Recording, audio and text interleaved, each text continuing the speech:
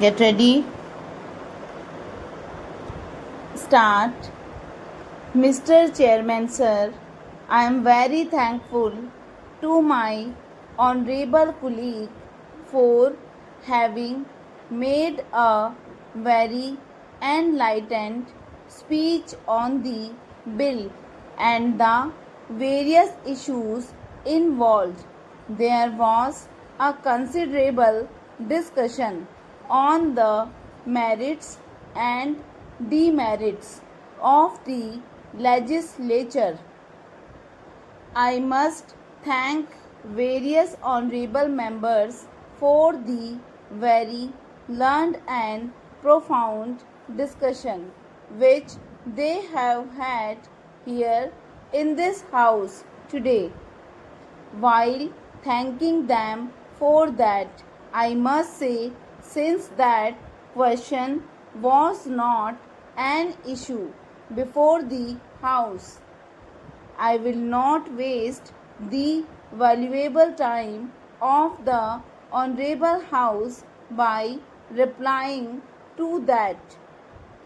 In the statement of objects and reasons of the bill, it has been stated that equal representation is the main object of federalism or something to that effect.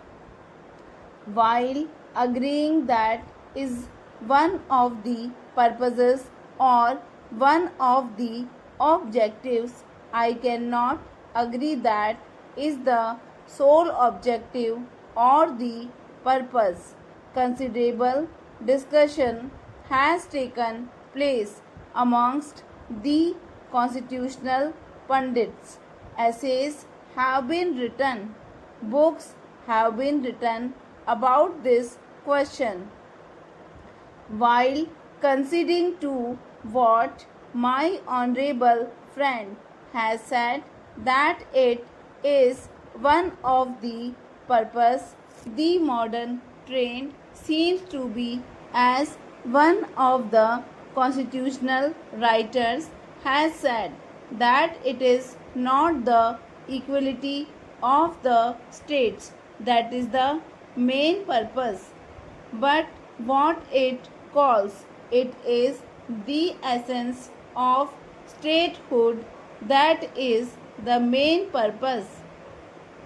What is meant by that statement is that in view of the diversity in a state, the various interests in a state, the various sections of the people which constitute a state, it is the representation of sum total of the essence of statehood that is represented in the upper house. I think there is much to be said on that. Sir, I was going through the discussion that took place in the Constituent Assembly.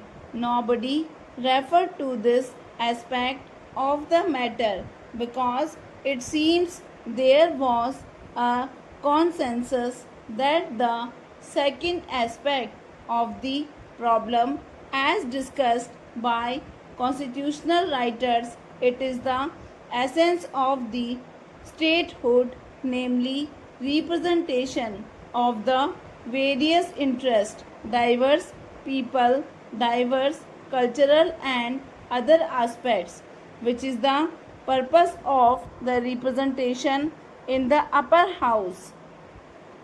As a result, except one honorable member, nobody mentioned even the question of equal representation of states. The main emphasis was on whether there was necessity for a legislature on these lines. We have had an excellent treatment of the subject in the House. Stop.